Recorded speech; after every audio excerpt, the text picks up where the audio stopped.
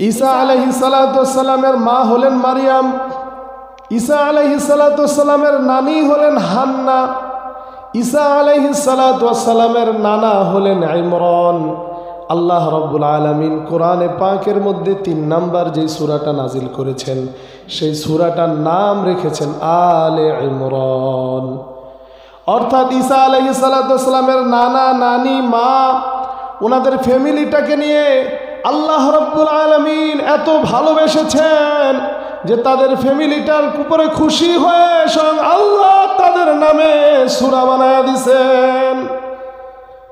আল্লাহ রাব্বুল আলামিন মরিয়ম আলাইহিস সালাতু ওয়াস সালামকে কিভাবে দুনিয়াতে পাঠাইলেন এটা বলতে গিয়ে আল্লাহ রাব্বুল আলামিন বলেন সূরা আলে ইমরানের ৩৫ নম্বর আয়াতের মধ্যে আল্লাহ রাব্বুল আলামিন বলেন ইয ক্বালাত ইমরাতু ইমরান, স্মরণ করুন ও নবী ও আমার হাবিব, আপনি স্মরণ করুন যখন ইমরানের স্ত্রী হান্না তার নাম, সে ছিলেন মারিয়ম আলাইহিস সালাতু ওয়াস সালামের মা।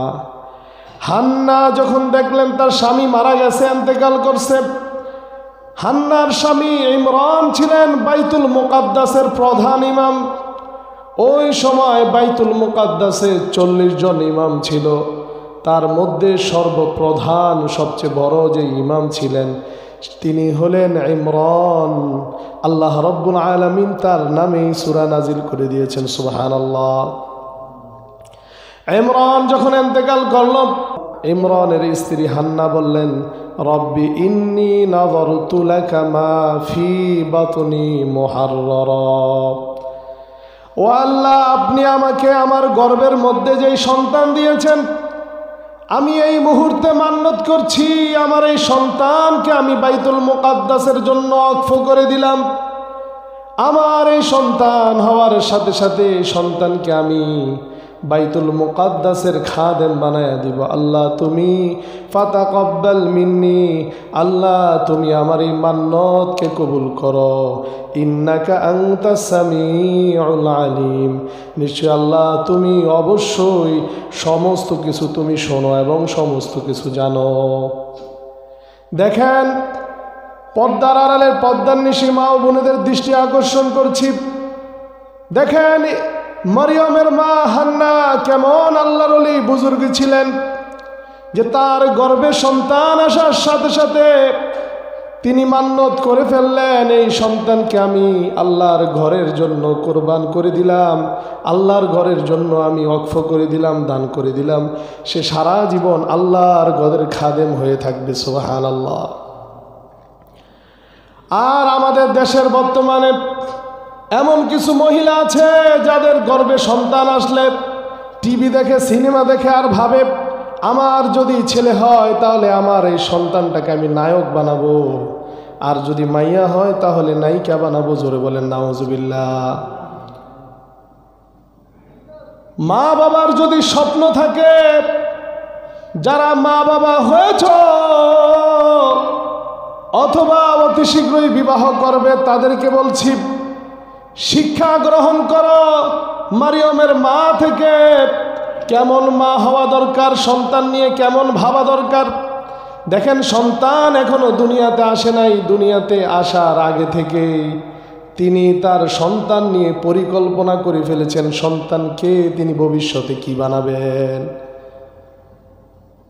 আপনারা সকলেই জানেন একটা বাচ্চাকে যদি মসজিদের খাদেম বানাইতে হয়, একটা বাচ্চাকে যদি মসজিদের মুয়াজ্জিন বানাইতে হয়, ইমাম বানাইতে হয়, তাহলে ওই বাচ্চাটা অবশ্যই ছেলেবাবু হতে হয়, কারণ মেয়েদের দ্বারা মসজিদের খেদমত গ্রহণ করা সম্ভব না।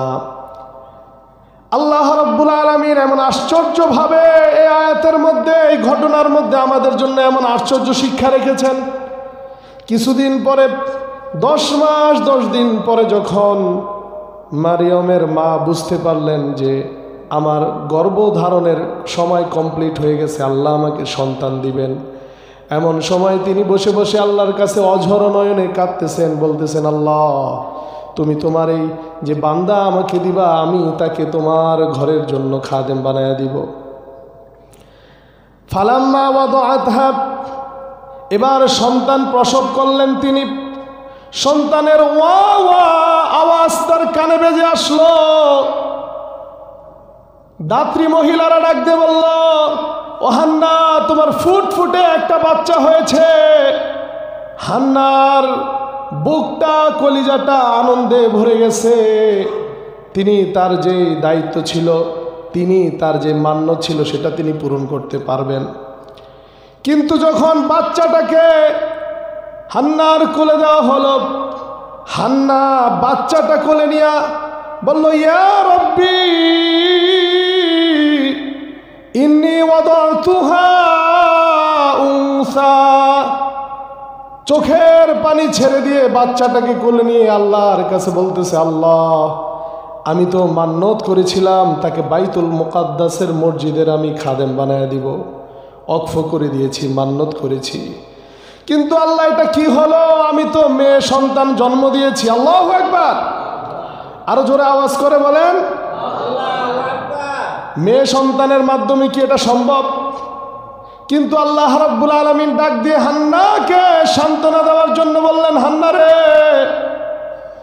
তোমার মধ্যে, তোমার নিয়তের মধ্যে আমি এমন ইখলাস পেয়েছি, তোমার নিয়তের মধ্যে আমি এমন স্পষ্ট পরিচ্ছন্নতা পেয়েছি, আমি পৃথিবীর জন্য তোমার মেয়েকে আমি একটা নিদর্শন বানায় দিব। শুনে রাখো রে হান্না, ওয়ালাইসা যাকারু কাল উনসা, তোমার মেয়ে এমন এক মেয়ে, যেই মেয়ের মতো পৃথিবীর কোনো পুরুষ হতে পারবে না। সুবহানাল্লাহ।